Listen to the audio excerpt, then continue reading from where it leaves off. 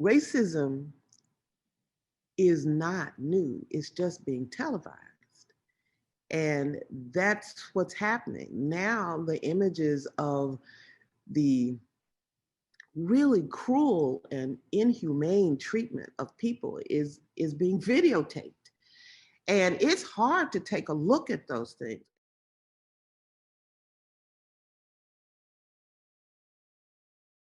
All right. Good morning, everyone. It's great to be together. And I've been excited about having Faith on for a while. Actually started with, I guess, your boss, months ago, talking about coming on. I had visited in the past a couple of times the National Civil Rights Museum in Memphis, which is just an incredible experience. If you haven't been there and you happen to be in Memphis, besides just that there's Graceland and a lot of barbecued pig, that is another really good treasure. Is the National Civil Rights Museum is an awesome experience to visit, and it really puts you in the moment of a lot of what was going on in those days. And so I've been excited about just talking about the role of a museum and history and what we can learn and how it can impact our lives and help shape how we go build cultures at work and in the community and at home. And so I'm excited to talk to Faith. So Faith, maybe just start out and talk a little bit about what all inspired you to take this journey and make your way to Memphis and to the museum and some of the things you've learned along the way. Well, and the interesting thing about being with the museum is that the learning never ends. The experience never ends. There's always something, no matter how many times you go through, and I'm through all the time. There's something that you linger on that you had not noticed before, that you needed to go back to because it was so significant, especially based on some of what's going on now. I'm a native Memphian, and I came back to Memphis to do the museum. I came back to Memphis. I'm the Chief Marketing and External Affairs Officer at the National Civil Rights Museum, and the museum had just had its most significant renovation in 2014. It opened in 1991. The history of all that is really interesting too. But they brought me back to position the museum more globally, especially with the renovation being more immersive, starting with slavery and then going through Dr. King's assassination and then encouraging folks to, move forward and understand what's going on now in their lives. So being at a museum, especially a museum that is steeped in facts, and I always tell people, if you don't want to know the truth, don't hang out at the National Civil Rights Museum because you're going to learn some truth. And the storytelling of the museum and helping people understand that there were more folks than Dr. King, Malcolm X, and Rosa Parks, that the list is so long. There are thousands of men and women who risk their lives just to make lives better. So there are so many moments that you really want to engage in, that you want to understand more. And the other thing is that there is not an exhibit, there's not any storytelling in the museum that's historic, that doesn't link to something that's happening today. The parallels are amazing. They may be called something different in some areas, but the struggle continues. So we all consider ourselves more than a museum, and I think that's the other part that stays intriguing for us and for so many that follow us. We have educators and parents and scholars that come to us that say, this is not in the books. This is not regular, curriculum. This is not our young people are not learning, American history. And it's really important for us to have a strong relationship with you because you keep pushing out what has happened.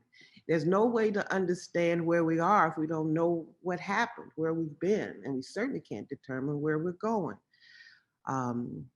So the historic aspects of it, understanding it and putting it in context, is really important. And then when you take, because we're more than just a building that encases a lot of interpretation of history, when all of what happened last year with the cases of police brutality and the killings and George Floyd and Breonna Taylor, and just name them and name them and name them. The names are so long, so many, that there were so many protests, and many of them started or ended at the museum.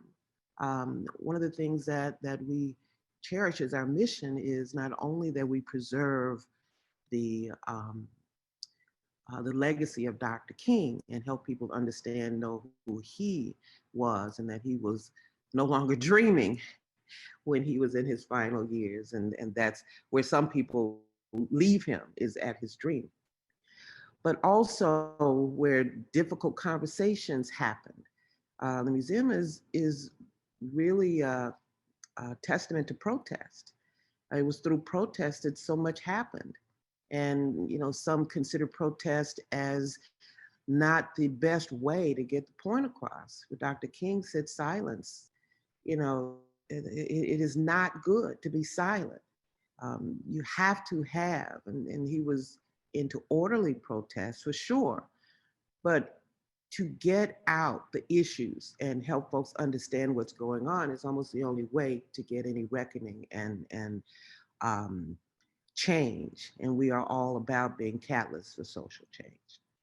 That probably was a long way of answering that first question, but it, it, it just helps you understand why I'm intrigued. I don't get tired of being at the museum. No 2 days are the same. Um, Whenever there's something going on in the news, I get a call because they want our perspective on it. And these last 4 years, we've been called a lot because there was so much going on that we address in the museum.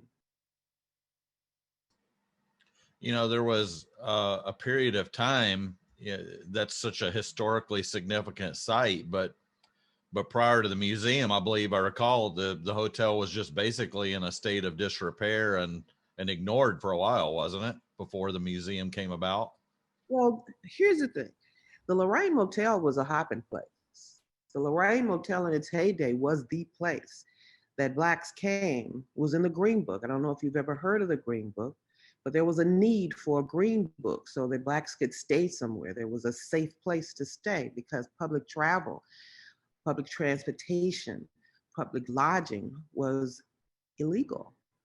And so there were places that were established or ordained as places to go. So at the Lorraine Motel, I don't know if you've heard of Stacks, where a lot of music was happening. Doctors and lawyers and anybody who was anybody came and stayed at the Lorraine. And that's why Dr. King was there. But when Dr. King was assassinated, folks didn't want to stay at the Lorraine. They wanted to come and pay tribute. They wanted to, they almost made it a memorial site. They wanted to come and visit. He died on the balcony in front of room 306. So there's a wreath there. And the wreath there's been a wreath or something symbolic of the assassination since 1968. So it was no longer a hopping place. It was no longer a thriving business. It became actually a place where folks would rent a room for a month. It became a place where a lot of people that were down on their luck got to stay for very little. And then it went into foreclosure because there was no more. Walter and Lori Bailey were the owners, and they did as much as they could, but after a while, there was nothing to do because folks did not allow them to keep it, the Lorraine, as it was. So there was a committee of concerned citizens that raised money to save the Lorraine. And so from 1968, and then the transition to it becoming a museum in 1991, when you come on our campus, we have kept the outside the same. so that you can see that this is where history happened. It looks like Lorraine Motel. I can't tell you how many folks have said, so where's the museum? And then when you come in, you say, ah, museum. I was with someone yesterday, actually, and um, they said, so where are the rooms that we saw outside? I said, we're standing in one of them right now. So the museum is totally a facade of the historic Lorraine on the outside, and then come in and you become part of this experience of understanding from slavery through history what the experience of Blacks in America has been, especially through the civil rights movement. And we thought it was important to start with slavery because that was the beginning of infringements of Africans brought to America.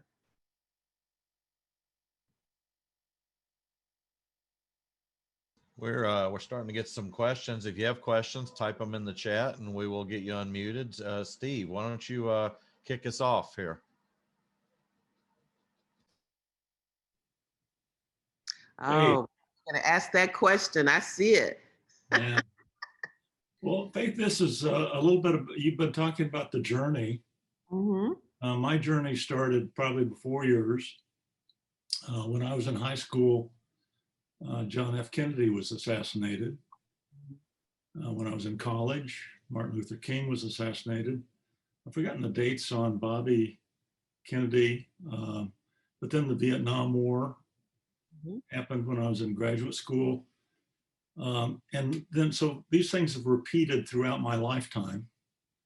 Right. Randy and Harry have heard me say this before.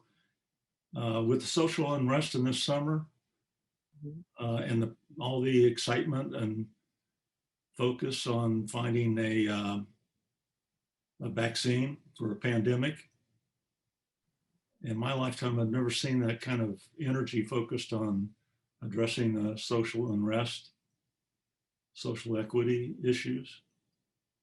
And so my question to you with that kind of perspective, and this is really simplistic, if we're looking at a yardstick, I'm wondering, how far have we gone in that time period? 6 inches, 8 inches, 2 foot? And then secondly. Can I answer that first question and we go to your second one? Sure. If we do that, just so I won't lose it. Yeah. Here's what was interesting about 2020. People responded very different. I mean, what happened in 2020 has been happening for a really long time. It didn't just happen last year. But there was something that turned on. And social media has helped. The great philosopher Will Smith said,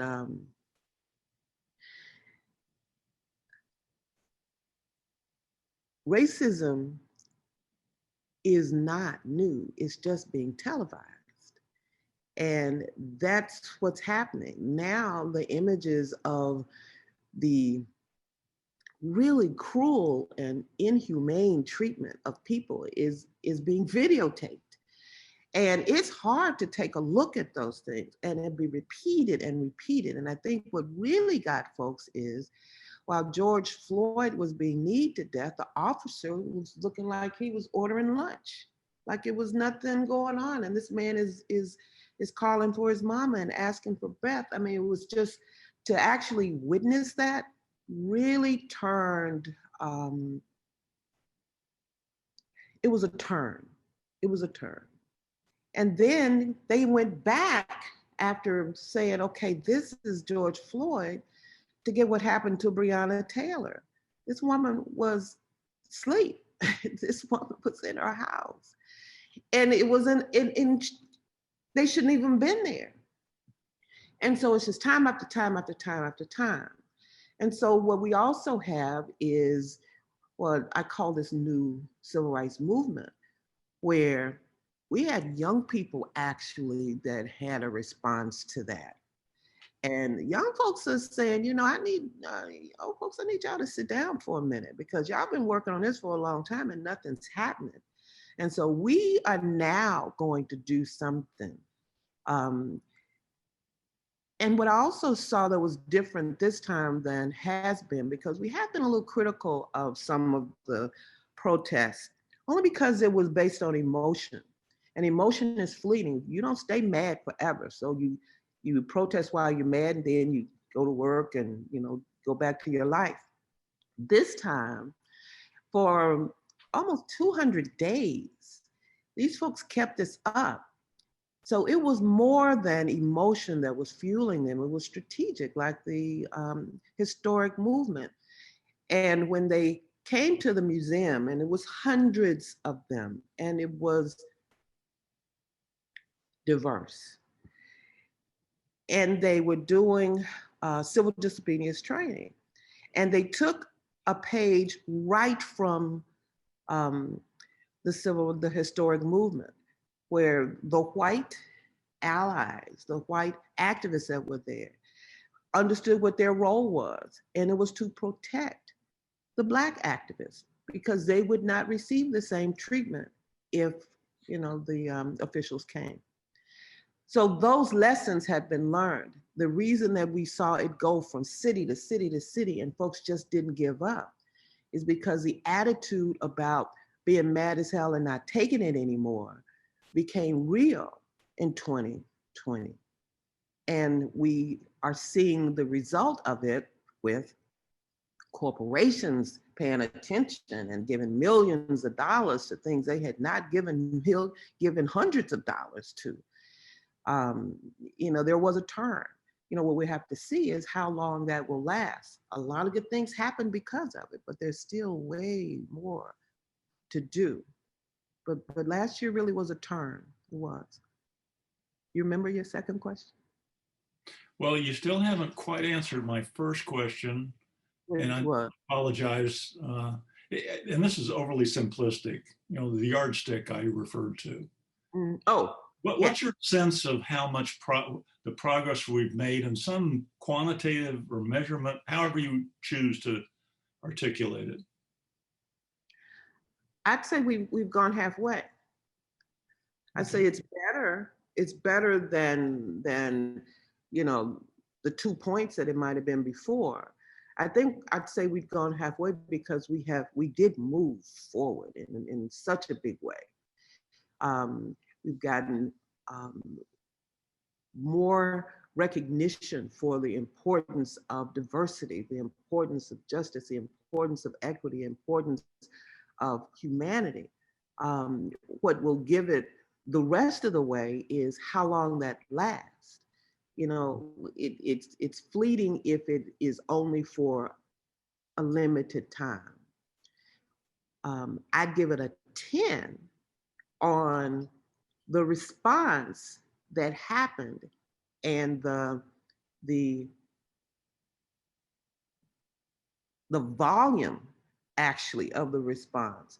And folks that typically didn't say anything about anything had something to say about this, who typically would just do what they were going to do silently.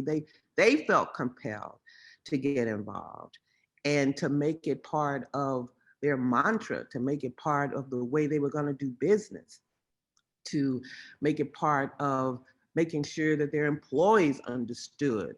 There was a lot of asking Black employees, how do you feel?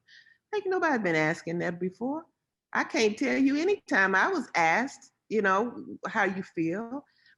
And then there was an awkwardness of trying to even understand how to make things better. Well, that's movement. That's good. You need to be uncomfortable about uncomfortable situations. When you can look at the news and turn off and just go get dinner or eat dinner during news while you're seeing these horrific images, there's something wrong with that. But when you can be touched and moved and motivated to do something or decide that something has to be done, there's so many people of influence that got involved this time. Those same people that have never gotten involved. Conservative companies decided that they needed to change. That's movement. That's progress. The question now is, how long? how long will that be the attitude of the nation? The other side of that, you used to know who the enemy was. You used to know who who was against who you are as being a person of color because they had an outfit that told you exactly who they were. No outfits anymore.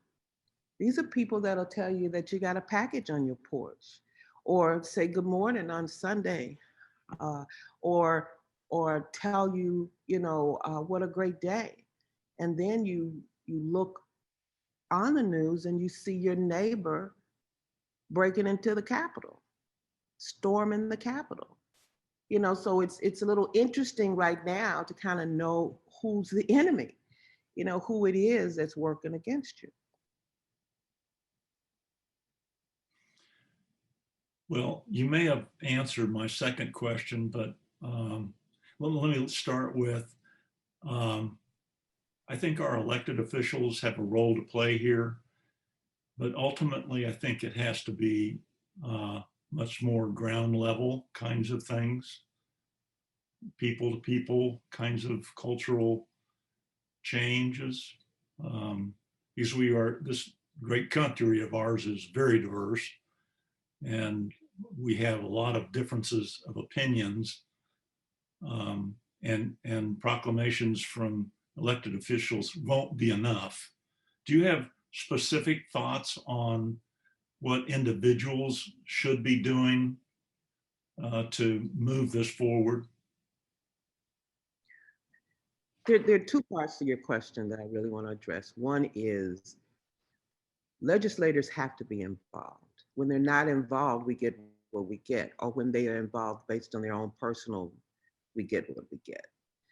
Part of the movement was, and this is part of the success of Dr. King as a leader and a strategist and a networker, is that he knew he could get nothing done without legislation. He could get nothing done without legislators being made aware of what's going on. The Civil Rights Bill was created to take care of all kinds of wrongs. It wasn't strong enough, and that's why there's so many articles to it. And then it still didn't address voting. So that's why the Voting Rights Act. And then there's several articles to that. I mean, every time it needed to be strengthened. And it's according to who was in charge as to whether any of it was enforced. So legislators have a lot to do with what's right or wrong in this nation. But that doesn't give us as individuals a pass on what we need to do. The movement is full of everyday people, had very little.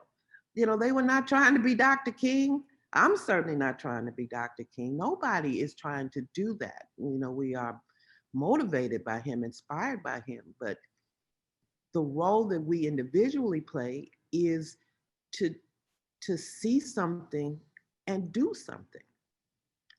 I was in the museum one day, and there was this little boy who looked like he was about 8 or 9 years old, and then I think with his grandfather. I didn't ask them any of that. Just going by what age I thought he was and the relationship I felt that the two of them had. And they had gone through, and the little boy was really interested in asking all kinds of questions. This was a little white boy, a little white granddad. And the boy, after he got past March on Washington and was heading toward Selma, he said, "Did you know about all of this?" And he said, "Yeah, some of it, but no, I'm learning like you are today. I didn't know about all of it, but I knew about some of it." And the little boy looked at him, he scrunched up his face, and he said, "So what did you do?" And granddad, looked at him and he said, "Well, the reason that we're here is that we got to do something. So we're going to try to do this journey together." Because I didn't do anything. And I can't say it's because I didn't know some things. I did know some things, but I didn't do anything. And they kept walking and kept talking. But when we see something, and you can't help but see it if you have a heart and have something pull that tells you that this isn't it. And little gestures help. Big gestures obviously help, but no gestures do nothing. They do nothing. So we encourage everybody, join in, pick something, pick a cause, understand what moves you and what impacts you personally. Sometimes when you have it impact you personally, it gives you the drive to do more and stay with it longer. And we have a lot of folks that are motivated just by that. Folks call us all the time. What can we do?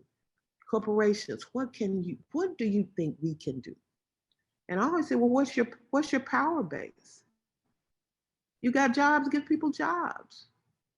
You have education resources, make sure they have that. You've got money to fund critical things, help with that.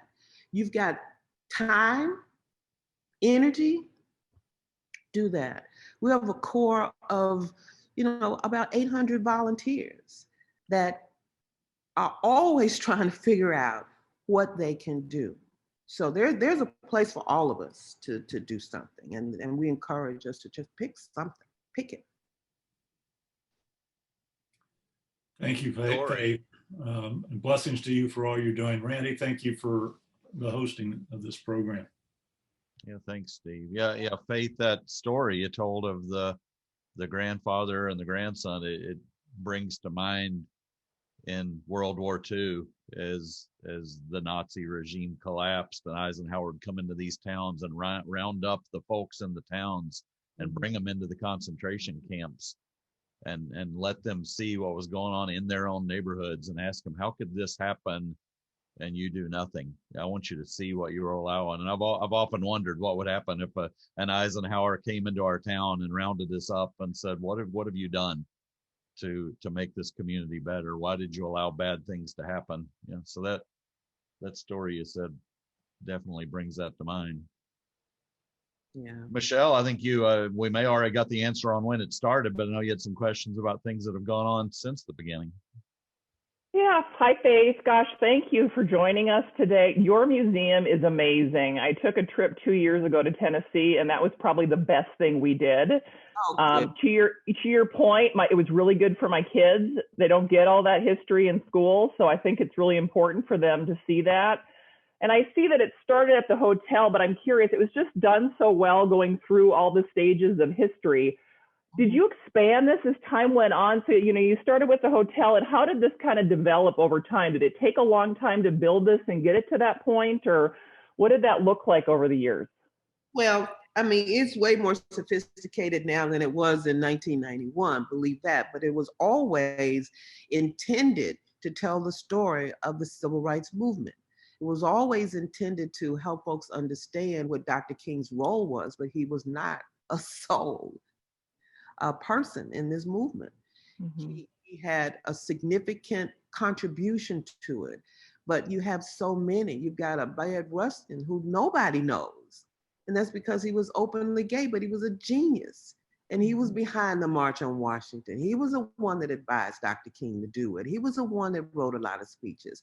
So there were so many people who contributed in ways that you'll never understand. It was important to tell the story of Rosa Parks. Folks think that Rosa Parks went to work one day, sat down on a bus, was too tired, decided she didn't want to give up her seat. She just wasn't going to do that day. Well, no, Rosa Parks was the secretary of the NAACP. She had a station in Montgomery. She was well respected. So if there was anybody that the police was not going to mistreat, it was going to be a Rosa Parks, not the ones that came before Rosa Parks. There were plenty of women that came before Rosa Parks that didn't give up their seat. One was pregnant, and they certainly wasn't going to let her be the spokesperson of what they knew was going to be another aspect of the movement. They brought in Dr. King. It was the first time anybody even heard of him, to Montgomery. And they brought him in because nobody knew him, that he was a fiery preacher, and a community worker and had done some good things. And they brought him there so he could lead. And because he was an unknown, they felt that they will respect what he had to say more. It was strategic. You know, they needed to pick somebody who was well-spoken, who could get the message out and help them understand why she didn't give up her seat.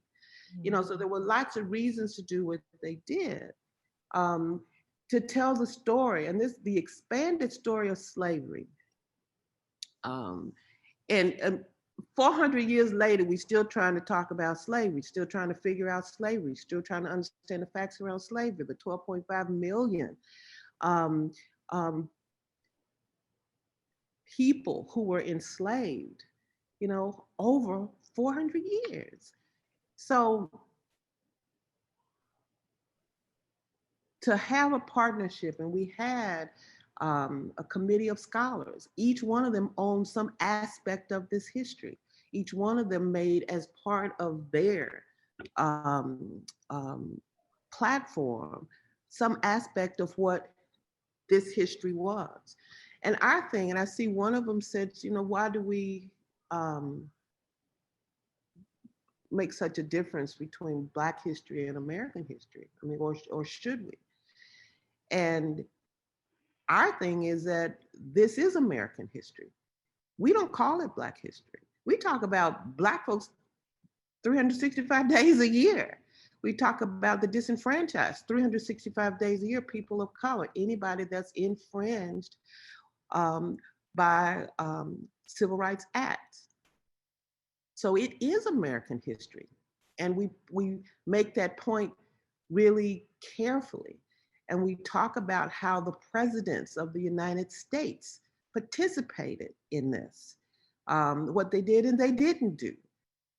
It's too easy to separate it as a different kind of history. No, this is what happened in America. And so it is American history. Let's go to Mary, who I know probably has a page of notes already, but I know you'll want to build on that theme a little bit there, Mary. Absolutely. Thank you, Randy. And thank you. Thank you, Ms. Faith, for being here with us. And I probably didn't even type the question in right, but you already hit it, is the importance of us recognizing that this isn't just Black history. This is our American history. I have been honored to be contracted with a group earlier this year to be a facilitator for diversity, equity, inclusion. And they're out of Colorado, so we're hitting people all over the country. And I'm still just so excited and amazed at the stories that people will share that are sitting in their culture bag, and how important it is for us to not just recognize, oh, this is the Black history group, and this is the Hispanic and Latinx history group, and this is the group from Native American Indian, but remembering that it's all American history. And I wanted to hear just a little bit more of that from you. I come from a family that, you know, my stepfather in Texas was huge in NAACP. You know, my dad was just, you know, probably a little bit more calmer in some things, but served, you know, in some of the Black community programs and events that we had in Kansas City. But I'd love to hear a little bit more from you on how important that is for us to push this as American history. So, you know, here's one thing. Let me just tell you how I feel about Black History Month, and that'll help you understand how I feel about it being pulled into American history. I used to be really pissed that February was Black History Month. It's the shortest month. Then we got all this stuff to talk about, and we need to do it in 28 or 29 days if it's a leap year. But I also needed to take a pause and say, so why did this happen? And in 1926, when Carter G. Woodson had the nerve to decide that we needed to talk about Black achievement, understanding what was going on in 1926 in this nation, it was a very, very brave move. Well, what also has happened, and this is how we need to use Black History Month as a launch pad for this, you know, infusion of, you know, what Blacks are in America, is I use this month to kind of reconnect, recommit, to use it as a time to learn more, to understand more, to celebrate more, to really right some wrongs, to help with facts. The problem with it being tough for being American history is that we're not telling the American history story. We're not telling the total story that happened in this nation. When we have a president that decided that he wanted to change the history that people saw, that was amazing. But he just was bold enough to say it out loud. It was done anyway. It has been done for centuries. So when we're on a quest to tell it like it is, and for folks to understand the impact that Blacks have had in this nation, to know that this nation was built on Black people because of Black people, how can you have the history without the folks that helped make the nation? So, it's such a political conversation, but what's right is all of what has happened in this nation is a part of American history. What's going on in immigration, that's American history. Native Americans and their plight in this nation, that's American history. We are the most diverse nation that there is in the world. And to decide that it's only owned by one segment is crazy. So we need to fix that and open our minds and be receptive to all of what makes this nation so great. Jim, I have a feeling your question is so complicated we'd be here a week, but I'll let you give it a shot. Hey, Randy, thanks. Hey, Faith, I absolutely appreciate it. I have not had the pleasure of going to your museum, even though I have been to Memphis, and I will make it a point to, next time I'm in Memphis, to go stop and see you. But very simple. In the chat, because I'd love to keep up with you guys. You guys have really good questions. And if you are ever in Memphis, you've got to let me know that you're here. So go on. Don't let me stop you. Yeah, just very simply, and as Randy said, I don't want to overcomplicate the thing, but just put the top three. What steps do we need to do? You've already mentioned some. I was piggybacking a little bit off of Steve's comments from before, but what do we have to do? What step one, step two, step three? What would you suggest that we as leaders do? Well, interesting that you say we as leaders, because the whole concept of leading is that you are making things happen. So one, take that to heart, that's part of your role as the leader, to make something happen. The other thing is to realize that something needs to happen. I can't, if you look and see unrest, you look and see unjust, you look and see inhumanity, and don't think that there's anything wrong with that, then let's start with that. Then you somehow there's a disconnect. I tell people when they come through the museum, if they're not transformed, they need to go back through. Something happened. You weren't paying attention. There's no way in the world you're not moved by the story of the civil rights movement. There's no way in the world.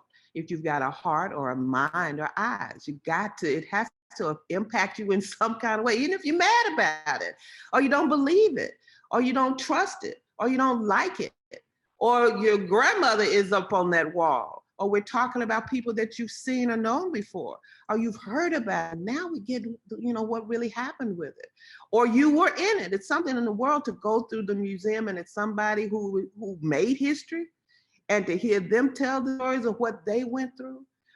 When was the last time you asked somebody Black what it's like being Black in America? Have you ever done that? Or anybody? Have you asked anybody that doesn't look like you, or think like you, or have what you have, to have a conversation with the whole intent is to get to know them better? It's amazing what you get that. We do a course called Unpacking Racism. And it's open to anybody. It's open to anybody who wants to understand, what it is. we used to not even say racism. Now you're saying it all the time because it's an important word that we need to get over the barrier of saying words that we don't like. I don't like racism. We've got in our store a thing that says e-racism, e-racism, which means erase, eracism. It's a short. And the more we can say it and get past what the negative connotation of it, get past it, and then make it mean something that is not reality. If it's reality, it's reality. So get over the name and do something about it. God, did I answer your question? I think I was all over the place with that one. Yeah, in some ways, yes, but just list the top three if you would. What would you say? I mean, you've mentioned some about legislation. You mentioned something about volunteering and picking a cause. Do something, have those conversations. But what would be just bullet points? Well, and I will go back to if you can embrace somebody that doesn't look like you or think like you, that will help. That's one. Two, if you have resources that you're willing to share, you have influence that you're willing to share. If you are in housing and people need homes, if you have jobs and people need to work, here are the issues: education, housing. We still have redlining. We still have dedicated areas for certain segments. You think people say, I want to go to the Black area to live. Or Hispanic says, no, I want to, or the Italian, the Greek, I want to go to no, they've been constructed that way. And sometimes it's easier to be together because you think that keeps down all the drama. But it also means that you're also not supposed to live across the street because that's the way it's zoned. I mean, just understanding how things work. Consider the position that you have and the influence that you have. What do you do, Jim? Currently, I'm still looking. So. But you said you're a leader. So you're a leader in what? Operations. Okay. There are a lot of phenomenal people out there looking for work. So that tells me you're going to get whatever you're looking for, and you have I appreciate that. Better chance of getting it than some folks. You know that, right? Yeah. From a personal side, I have two adopted Hispanic kids, so the feelings of racism we're dealing. I mean, they're 11 and 8, and frankly, they're very surfacing on a regular basis when they talk and look and see that they're different looking than us, my wife and myself, and then how do they relate? But I've always grown up in a situation where I have had some of those conversations with African Americans, and I have a lot of good friends that are like that. But it's boiling down to, I hear a lot of this, I understand, and I've read a lot about the civil rights movement, but I still, what else can I do? What's the next step? What else? I don't feel like I see black and white, and especially now, even more cognizant of that with my kids. So it's more of a, what else? How do I put energy towards something that's productive down this road, other than some of the things that I'm, obviously currently doing. So that's the essence of what my question was. So one of the things that Dr. King said, and honestly, there is a book or a speech or a prayer or an event or something that applies to almost anything in our lives. Anything, just name it, anything. But one of the things he said is, I choose love because hate is too great a burden to bear. That's really, it sounds really simple, but it's huge. Babies are not born to hate. They're not born to love either, but they love more quickly. Hate is a learned behavior. So if we would even respect humanity more, it'll change a lot of how we approach things. If, there's this thing that is understanding the difference between equity and equality. It used to be that we were trying to be equal. We want to be in a good school. We want to make sure we have a job. We want to make sure that we can get affordable housing. We want to make sure equality means that you get invited to the table. Equity means that my seat at the table is in as important a space as your seat at the table. There's this image of these three. There's a 6-foot dad, there's a 5-foot mom, and a 3-foot kid. And they're all looking over a fence at a baseball game. And the dad is standing, and there are 3 boxes, right? And they're all standing on the boxes. The dad can see over with no problem. He's 6 feet. He didn't have to stand on the box. The mom is on a box, and she can see this much over the fence. The baby is on the box, and he sees nothing. But they all are at the fence, and they all got 3 boxes.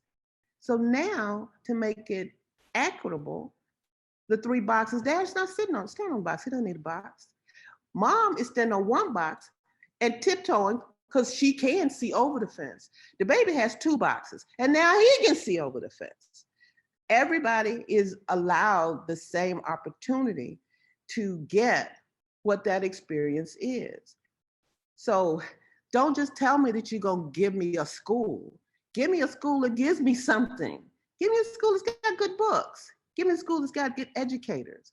Just saying that you're going to allow me to come into or have a job, and Joe is doing the same thing I'm doing. Yes, we both have a job. We both are at work. Joe is making $20,000 more than me, and he doesn't even come to work. I'm killing myself every day. That's not equitable. So it's those things, just looking at situations and how you make them more equitable is a huge, huge, huge thing. You don't have to do a whole lot or be a whole lot to be able to change that narrative. You really don't. Changing mindsets about circumstance is a huge leap. Sometimes we are stuck in what we think is right because we haven't considered what right looks like. I want to go to Mike and talk a bit about this Kansas City history. I don't know how much time you've spent here, but there's some really, you can see the good and the bad. You can see the impact of redlining, like Mary pointed out in Wyandotte. You can ride down Troost and look left and right and see the impact of redlining. But then you also got 18th and Vine, which is an awesome place to show you some incredible experiences. So Mike, why don't you talk a little bit about the history? I was just always curious kind of what we did in Kansas City. And if you had any examples of things that have happened here that were either a help or a hindrance to the cause beyond redlining necessarily. I mean, did Kansas City play a part in social change? You ask that because you feel Kansas City has done a good job or a bad job? I don't really know. I don't really come from a perspective of it being good or bad. I think I just wonder, I want to learn more whether we did good or bad. I mean, I certainly have had my experiences growing up. I remember as a young kid, this was kind of outside of Kansas City, but in the rural community when, I went to visit my grandmother and on the side of the town swimming pool was painted white only, and I didn't, as a young person, even know what that meant or recognize it till later on in my life. And so I wonder if there are examples of things, you know, either positive or negative like that that exist or happened in Kansas City that maybe I've walked by and I didn't even know that I was walking by something that had had an impact on the civil rights movement, you know, or social change, you know, in general. So I don't know whether you have any examples of ours specifically, but I just always think it's interesting to know what locally happened that was good or bad. Well, here's one thing that I think is representative of most places, and you can decide if this is what Kansas City looks like. Because no, I can't give you any specific examples for Kansas City. But what I can give you is examples of what is happening overall. And you have displacement of Black people or people of color. I won't just say Black people, but people of color have been displaced.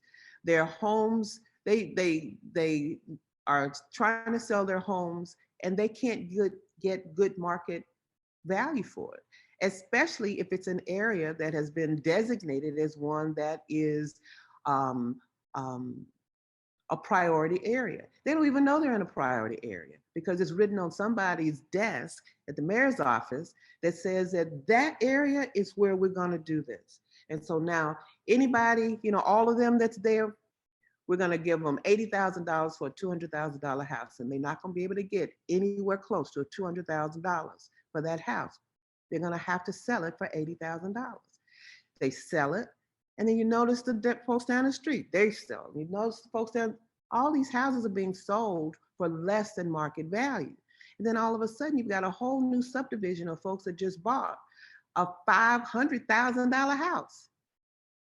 How did it get to be that when it was appraised at $80,000?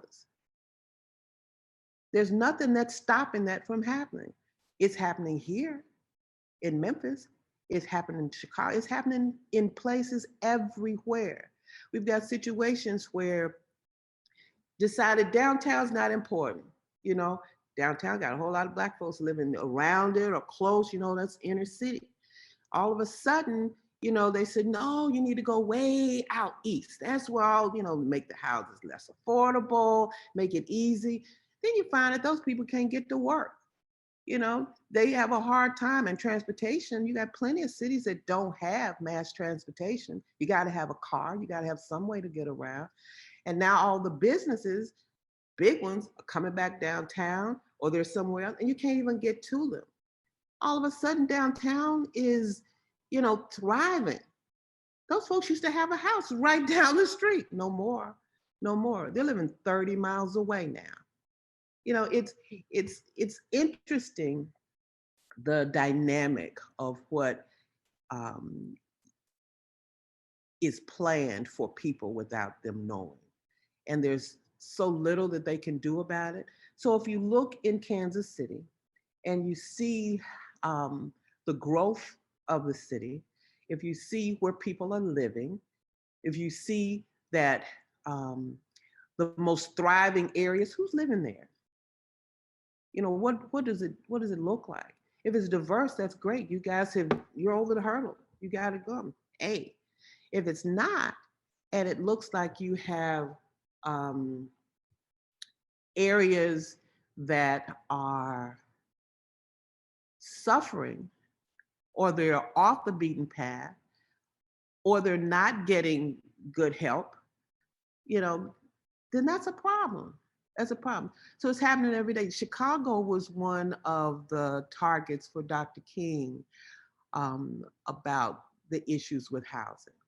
And so when you're at the museum, you see in our Black Power, Black Pride exhibit on all of the work that was done in Chicago for it to be a model for other cities because of the way people were being displaced in neighborhoods, the way that they were building a Chinatown, or building Greektown, or building whatever, you know, but you couldn't live in certain parts of the town. It just was not going to happen. I don't think that Chicago was an anomaly. I think it was representative of what was going on everywhere. It's still happening. Redlining is still happening, and it's happening to a great degree. So I suggest that you ask the question in Kansas City. You know, if housing is something that you're interested in, there are all kinds of folks that can help you answer that question. Thanks. That's that's very helpful. Yeah, the redlining was very interesting to me. I'm embarrassed to say that I've only learned about redlining in the last probably 2 years. Because you weren't ready. Well, and I got really, there was a thing in Johnson County Museum actually has a video that they put out about redlining for anybody that's on the call that doesn't know what it is or how it happened or where those areas are. And it's very, very interesting. Had no idea, but it was totally, racist policy that was legal, 100%. To say, and I don't think I don't think many people realize the extent. They figured that the people moved to the east side in Kansas City, they moved to Wyandotte County just because, it's a cheap place to live or that's what they could afford. No, it was very specifically done. So, and I think that it's incredible to me to even step back and think about how to undo that now.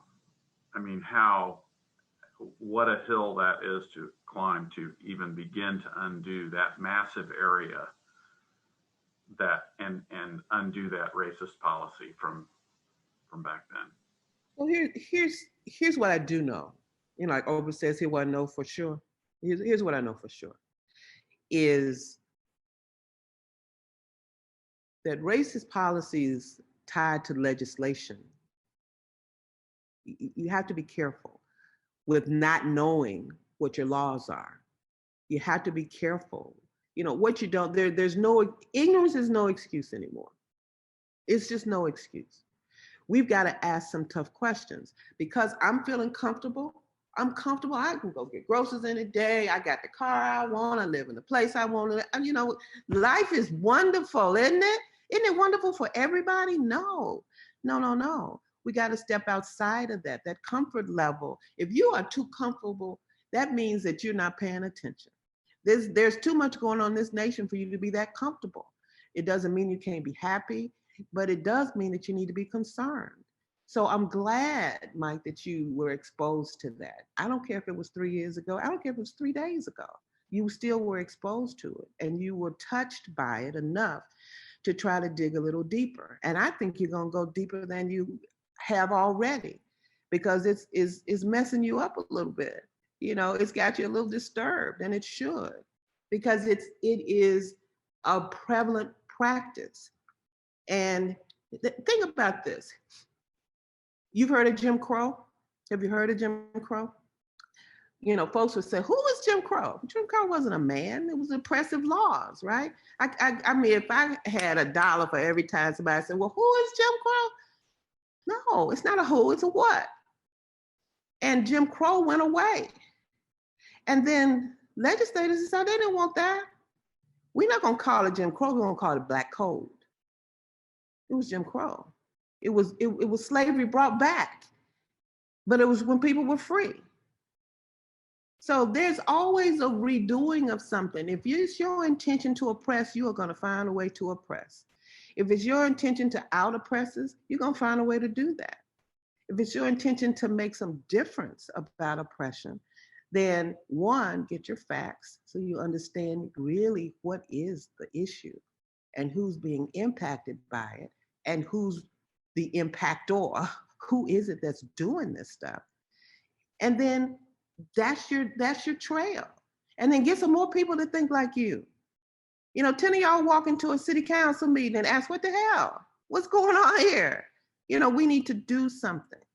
The cloak of secrecy has kept a lot of things going, and once it's brought into the light, and people care more deeply,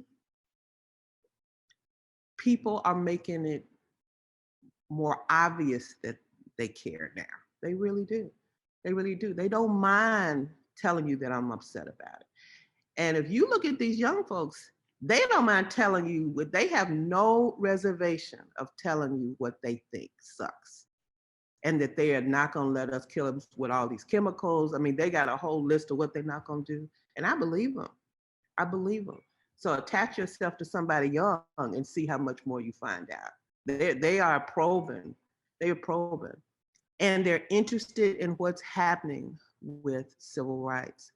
When young folks come to the museum for date night, you know something is going on. Friday night at the museum, you know you ought to be somewhere other than sitting up at a museum. You could come to the museum on Saturday afternoon or Sunday or anytime. Friday night is date night. Saturday night is date night. And you want to bring your boyfriend or your girlfriend or your whoever it is you hang with, and y'all consider that a good time. There's something going on.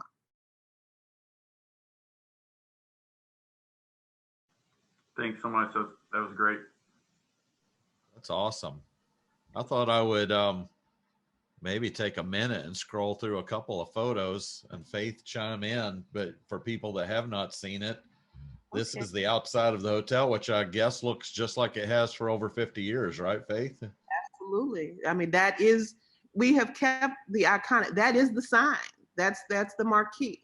Yeah. And we change it every once in a while to let folks know, but usually it says MLK. Usually it talks about him. Yeah. 306 is where Dr. King stepped outside on April 4th, and they hung out a lot in the balcony. And those cars, representative of the cars that were in the parking lot that day. What's missing is a swimming pool. We've made it part of the platform that leads you to the museum. So it looks, even those wrinkled curtains, I mean, all of that. Folks will say, well, why don't you fix the curtains? No, that's what they look like then. Why are we trying to make it perfect? That's not what it was. You know, perfection comes on the inside. This is what was going on in 1968. There's you can put yourself in the experience of being Rosa Parks that morning. You have a Rosa Parks exhibit, which is fascinating to walk through that bus and think about what that might have been like. Well, you don't have to just think about it. The bus driver is going to scream at you and tell you to get to the back of the bus. You know, and if you don't get to the back of the bus, we're going to get the police and have them take you off the bus. You know, and he's screaming and beating on that thing.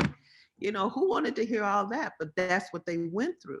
If they dared to not give up their seat, if they dared to sit in any part of the bus, especially if it was full. A story I didn't really ever learn in school, but you learn a lot there, is about the Freedom Riders. Just a fascinating exhibit about what they did. The Freedom Riders was probably the most diverse of all of them. You know, when people try to say that the civil rights movement was a Black movement, I don't know if you have the picture of the wall of all the folks that were arrested. It's a rainbow coalition, you know, that folks came from all over the country to help. And this was when you couldn't ride a bus. They were bombing buses as it's going down the highway. It's during this period also that the Green Book was a part of it. So you could know what hotel, if there was a hotel or there was a trailer in the back of the whatever. It was the no public access, no free travel. When somebody asked about the Green Book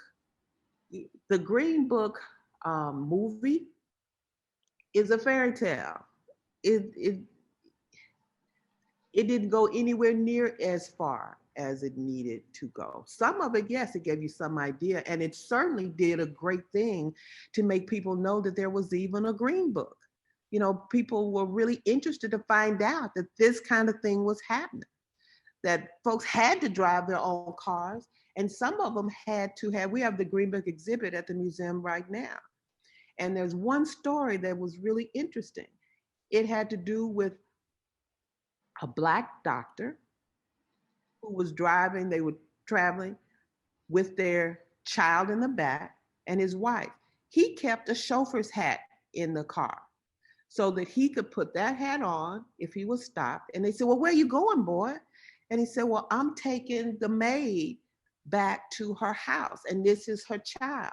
And he said, oh, okay, well, you can do that because, you know, you're serving. No, this man was a doctor. But And the officer didn't want to hear that. He could care less about it. So the stories are just really interesting of just trying to live your life. The Freedom Rider story is a really important one. This is the four little girls. Spike Lee helped us know that four little girls were bombed the 16th Street Church, Baptist Church. But there were also two little boys that were killed that day.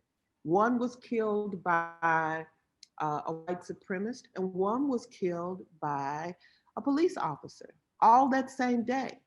But the four little girls absolutely were in the bombing of the 16th Street Church. This is Dr. King's room. This is room 306. When Dr. King had visited before, he was in room 307, which was a king-size bed. When they came for this last time, when he was coming to help the sanitation workers, he stayed in 306. He bumped with Abernathy, Dr. Abernathy, who was his buddy, his confidant, his closest friend. And they stayed in there. It was in 306 that he went outside, to the balcony. But he let Dorothy Cotton stay in 307, the big room, because she was the secretary of the SCLC and she was traveling with them that day. Otherwise, he would have been in there. Yeah, I always really felt the dichotomy of human nature when you stand on this balcony and think a person woke up filled with hope, and then you go across to a room where someone woke up filled with hate. I mean, you really capture a lot of the diverse feelings of humanity to think about what went on in those two rooms just this far apart. Yeah, and Dr. King was very playful. He worked very hard. It was such a tough job, but he loved to have fun. And the reason he was even out on the balcony smoking as they were doing and talking to the folks that were out in the courtyard, and had Ben Branch out there playing the saxophone because they were getting ready for the Poor People's Campaign, which is where he really was supposed to be instead of Memphis. But he came to Memphis on his way to DC.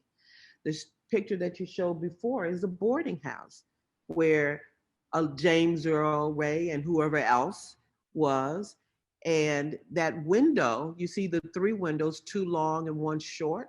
The short window is the bathroom window, which is where the rifle was supposed to have come through that fired the shot. That's also a part of our campus. And we bought that building so that we could really talk a little bit more about that story. Not to talk about James Earl Ray, but to talk about the incidents of assassination. And so all the forensic evidence is there. We have investigative media there all the time, going through as much of the evidence as they can to try to, people are still trying to piece this story together, trying to figure out what happened. And there's still a question mark, honestly. We don't say that James Earl Ray assassinated Dr. King. We don't say that. It was, what do you think when you put all the evidence together? What do you come up with that? This is a picture that really stabs you in the heart, and like that, yeah. And it makes you think, and it makes you wonder. There was a guy that had befriended the Klan, and he had taken their robes, and he asked them, "Why do you hate me when you don't know me?" And that was a lot of what Dr. King was trying to do, was if you have no idea the plight of these people, if you have a heart at all, you should be on the other side of this. And so there were a lot of people that came to the other side of it. Many of them risked their lives. They risked their livelihoods. Some of them were estranged from their families because of it. But they made huge differences just because they did have a heart. So it's hard to love one and hate another. It's just not, if you understand love. That's not love.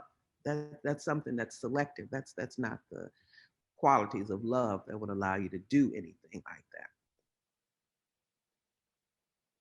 Well, Faith, I think your parents gave you the right name. You're filled with faith and hope, and I can just tell you love teaching. Interesting. My parents were educators. Believe me, I was reading before I could walk. Is that right? Well, you can tell you have a real passion for teaching, and I know that you're making a big impact on not just your community, but the world as people pass through there and experience your work. Well, this has been a good experience for me. I really appreciate the invitation. I think what you all are doing and the discussions that you're having are really important. I'm hoping that these kinds, and I know they are happening everywhere because people really are interested. I love the curiosity around hard topics. I have a scholar friend that does hard history. I love that. It's hard history. But it's history. But because it's hard, sometimes we don't want to hear it. We don't want to engage in it. We don't want to see ourselves in it or which side of it we're on. But you got to do it. I do it every day. It's the most uncomfortable thing you can do is see tough images and hear what people went through. But it's the most gratifying thing is to understand that folks cared enough to make a difference. And there have been differences made, and differences are being made every day. Everybody in these boxes, and I'm with you, can make a difference. So thank you so much for the time this morning. It was good for me. No, you've been very inspiring, and Jim said it earlier when he said, "I'm a leader." Everybody in these boxes on here is a leader, and we don't. I know the people on here aren't waiting for someone else to make a difference. They're all trying to make a difference, and so that's what we do. We get up every day and try and make this town a little better and help people, and that's awesome. And I'm really glad you joined us. It was great. Thank you. Come see us at the National Civil Rights Museum. And you're reopening here soon, aren't you? We March 1st. We're Okay. going to reopen. We had to close again. We did twice. We closed from March to July. We were open for our heavy season, and then we closed again mid-December till March 1st. So awesome. Well, good luck with the reopening, and keep up the great work. Thank you. Thank you. Thanks everyone for joining. It's great to see you. Have a great weekend. Have a good weekend, y'all. Bye.